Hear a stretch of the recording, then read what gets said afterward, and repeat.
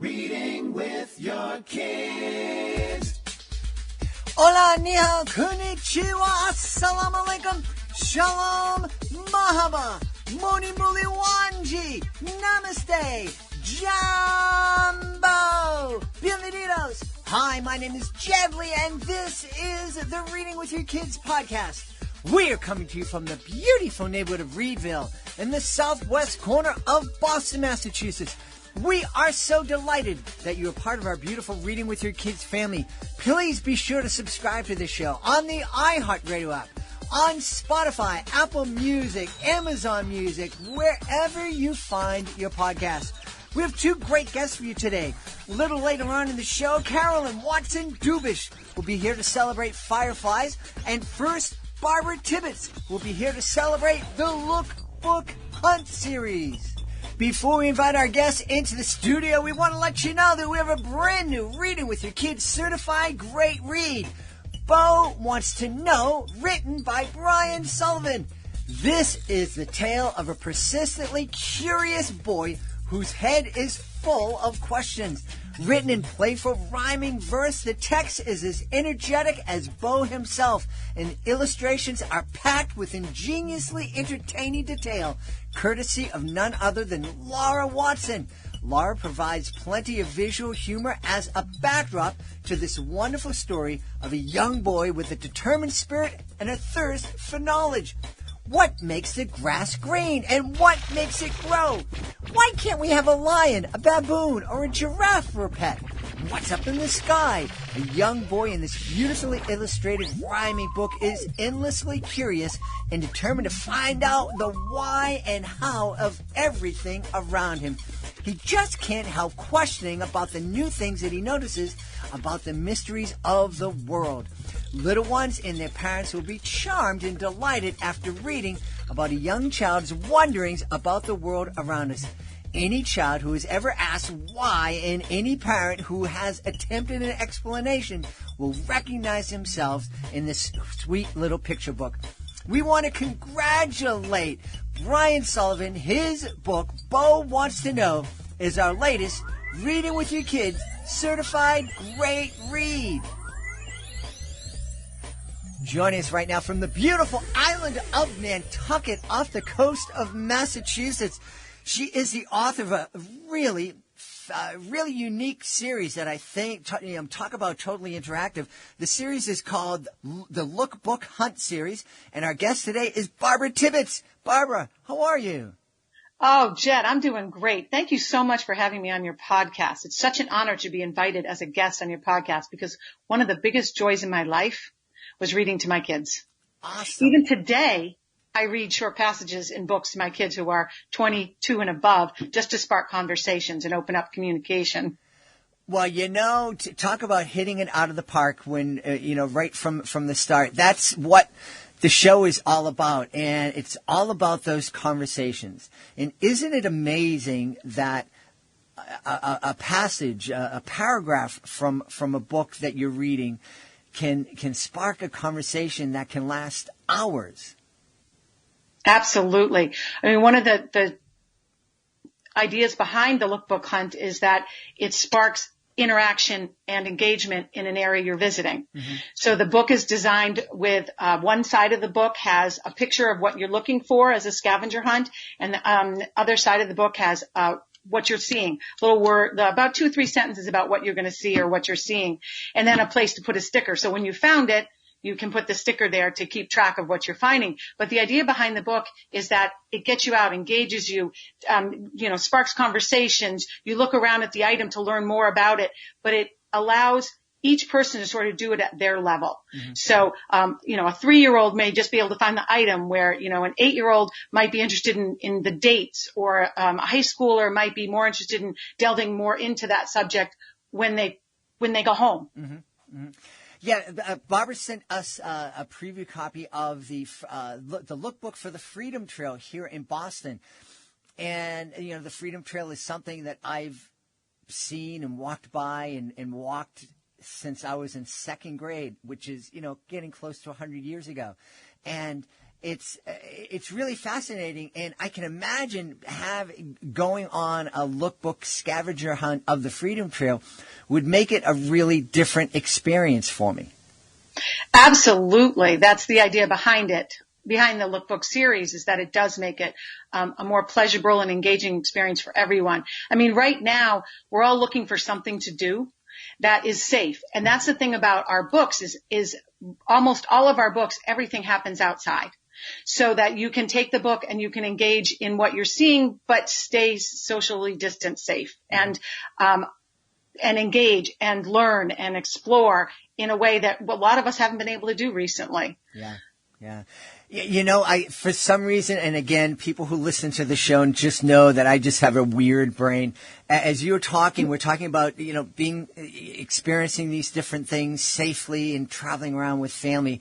I just had a flashback to a time we visited the Liberty Bell with my family, and my daughter, I think, was 4 at the time. And we stood in line to get in to see the Liberty Bell. And then when we got in, everybody, it was like we were in a church or a temple. I mean, everybody was solemn and silent. And we were up at the front of the line, right in front of the bell. And just as the guide was starting to tell us all the information that the guide needed to tell us, my daughter turned to me and in a very loud and excited voice said, "It's broken. We waited in line all that time and this bell is broken? Oh my gosh, that is so adorable. I actually have the Look Book Historic Philadelphia. So that would have been perfect when your daughter was 4. She actually would have seen that it was broken and what she was actually looking for, because we all learn differently. Mm-hmm. So having this book to sort of look at prior to going to an area really does help, especially young children. And I was a kindergarten teacher, so that's where my mind is at. To sort of get a grasp of what they're seeing. But that is an adorable story that if you'd had the lookbook, you wouldn't have enjoyed that story, but that is very cute. So what was the light bulb over the head moment when the lookbook came to life? Being a mom. Okay. And one of my jobs being a mom was taking my daughter's brownie troop on an outing. And we actually came to Nantucket is where we came to. The moms were not campers, so we decided to come here to our home. And I needed something to teach the girls about the island. That's part of Brownies is a learning experience, and I wanted it to be fun and interactive. And so I created this little black and white book on my copier and gave each of the girls a pencil. And they were really totally into it. And after the weekend, I started thinking about why the weekend went so well. All these girls came together and their moms, and everybody just gelled and had a great time. What I realized is the moms were enjoying themselves too. So people were relaxed, and the girls weren't tugging at their moms saying, "Can I see this? Can I see this? Can I have this? Can I have this?" Because they were engaged in an activity. And that's where the light bulb went off. Mm-hmm. And I did get rid of the pencil because we kept losing pencils and put stickers that are in the back of the book so that it's all one inclusive activity. Yeah. You were mentioning that the parents had fun. One of the things that I'm amazed at is that there are a lot of adults that go on adult-themed scavenger hunts, and it's a really popular activity. Well, actually, I do have stories of adults going on using the scavenger hunt to enjoy their time in specifically Nantucket. It was a women's group that came to enjoy themselves with friends, and they sent me a picture. They went around to each of the locations and took a picture, and they made this big poster board of them at each of the locations. So it drew them into the experience of where they were. And so really the scavenger hunt was designed for, in my mind, 4 to 14, but it's definitely expanded. And I think that's how it lends itself to families. Yeah. And right now families are out there looking for things to do. Yeah. So the lookbook is a perfect, tool. And what I've also happened with the lookbook that's really exciting during COVID is we actually created an app.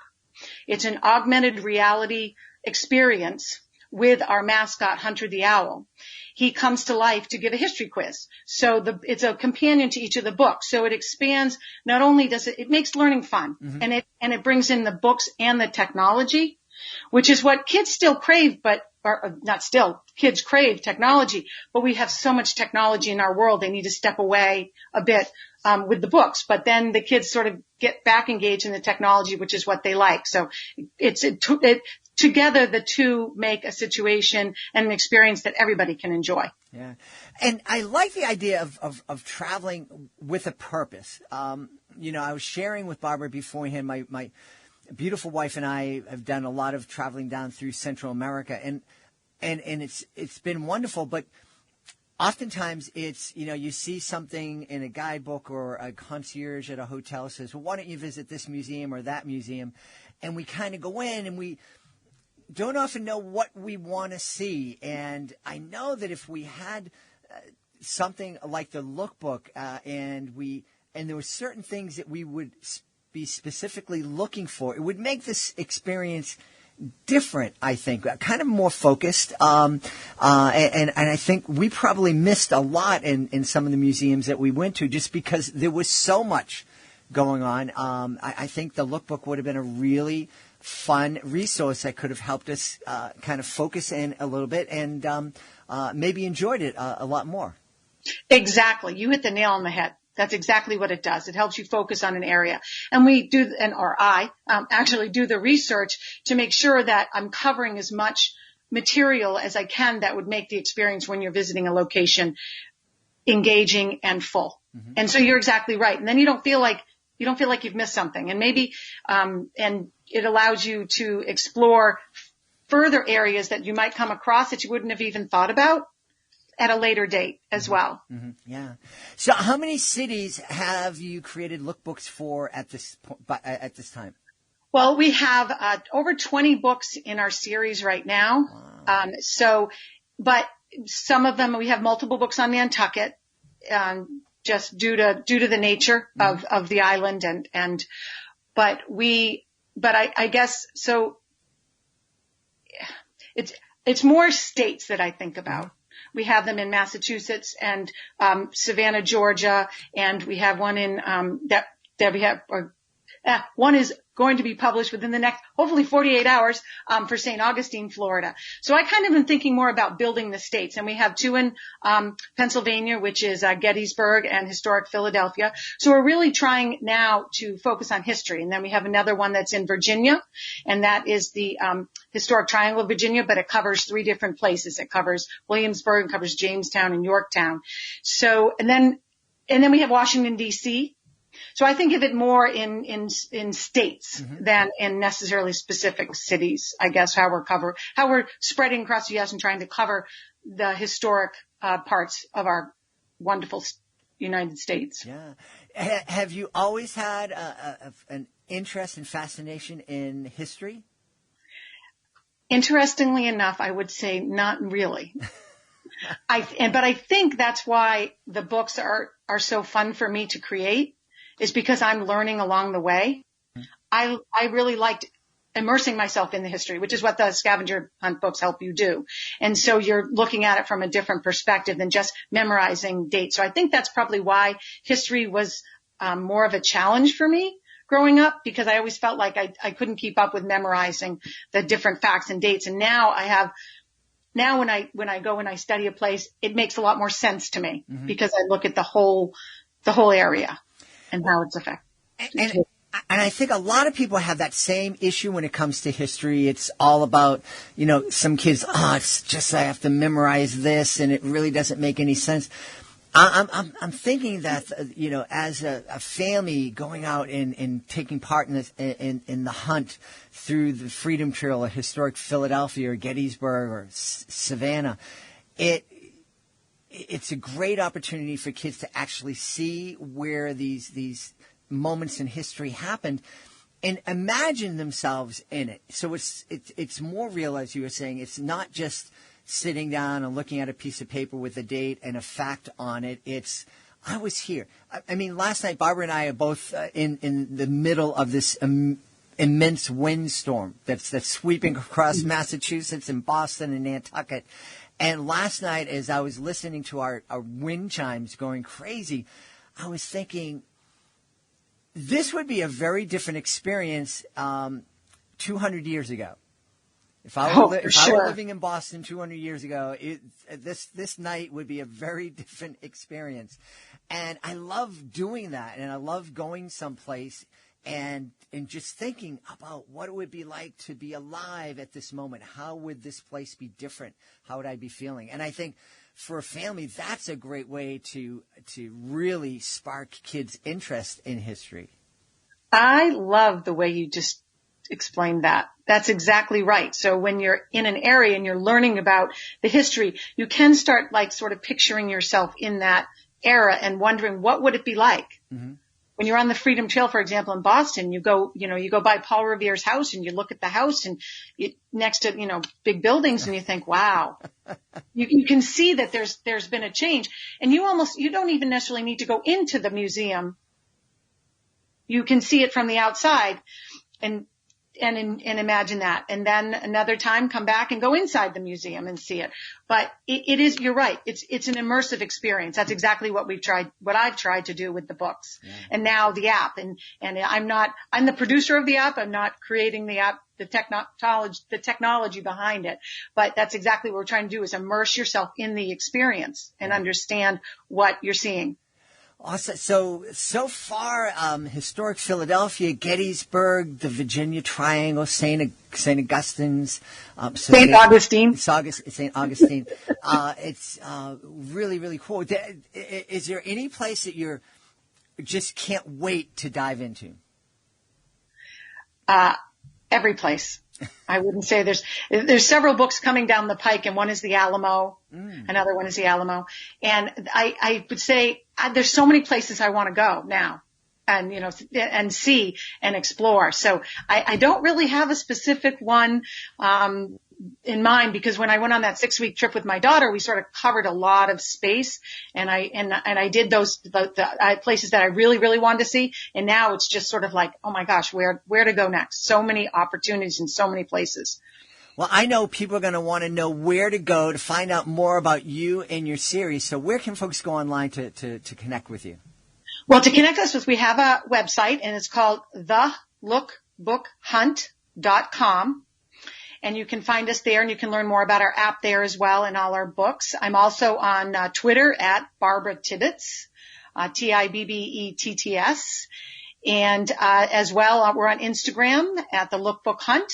And Hunter Found It is also, so you get pictures of Hunter, and you get pictures of places that we visit and enjoy through Instagram.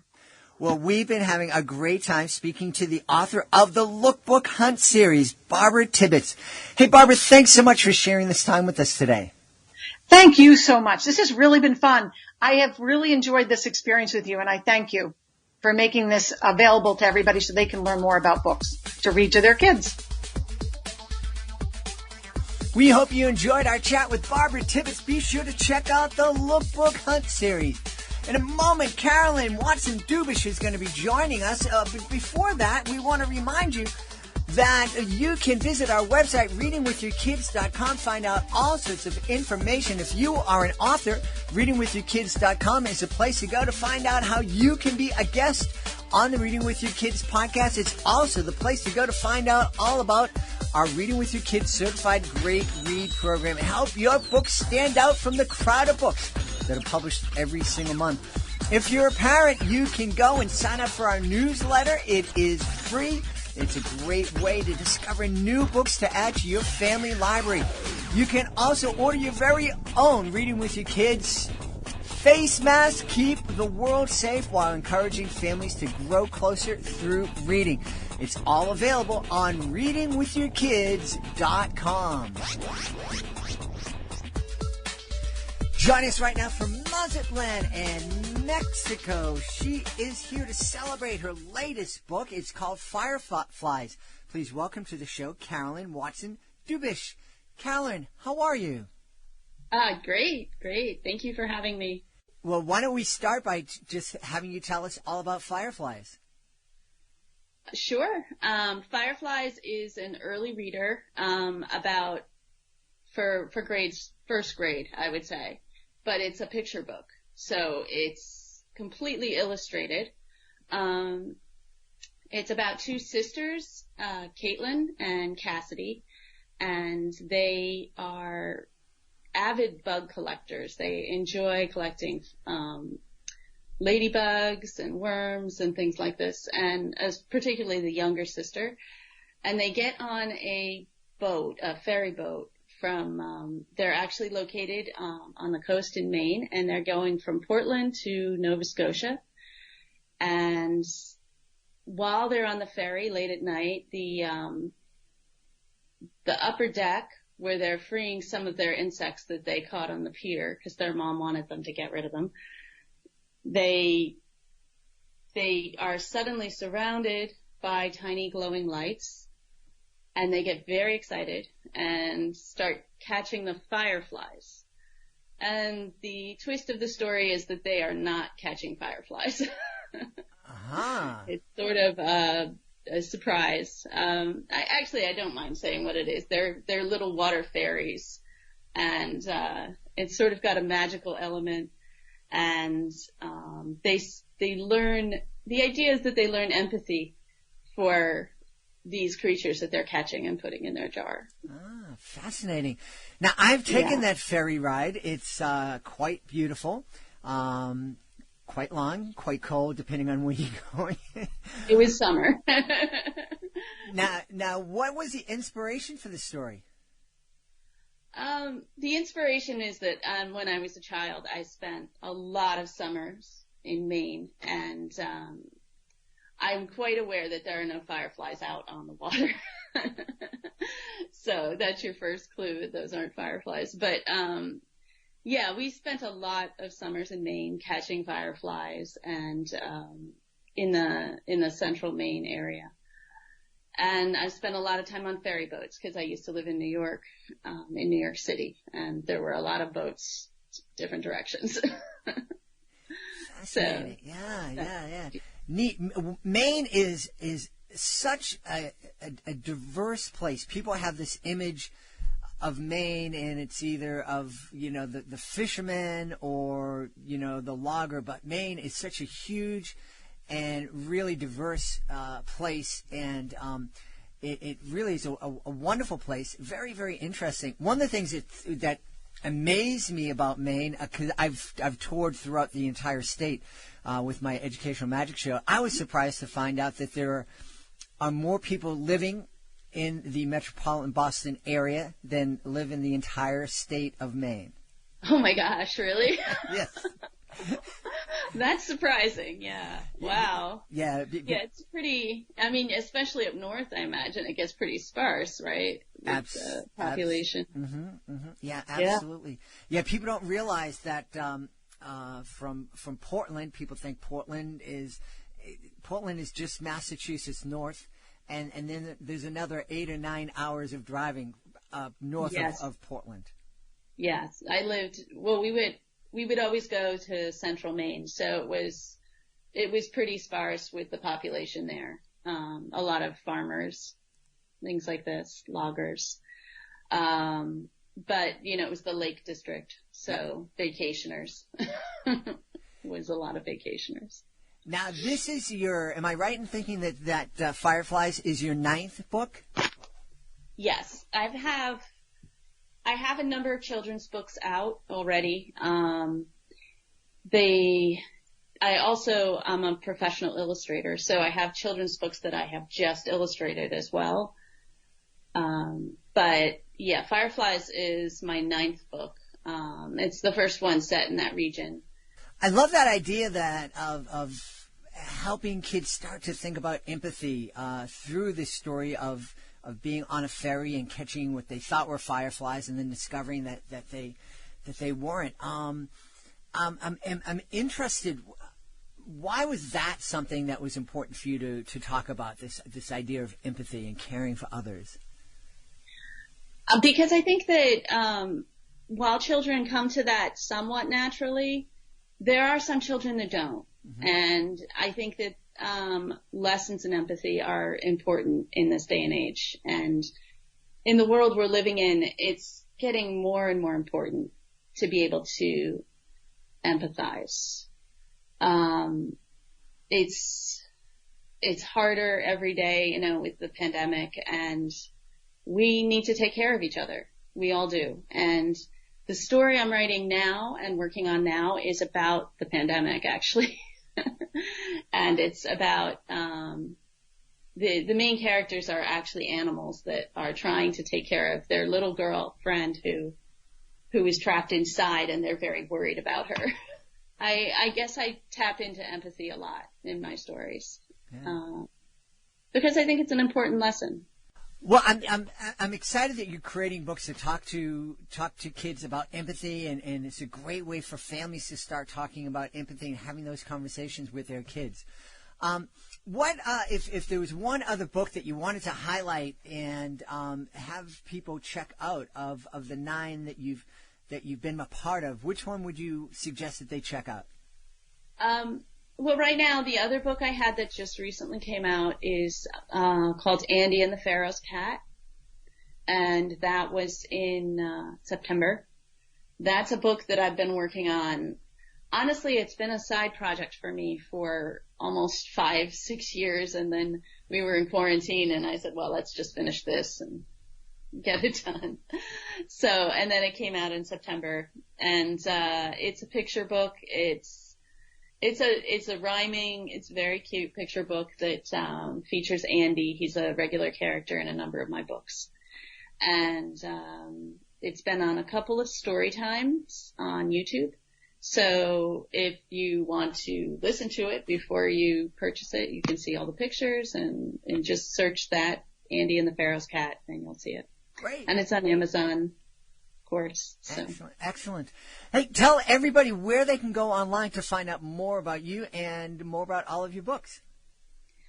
Well, I am on Facebook. I have a blog called By the Sea in Mexico, and that's all about my work and my life here.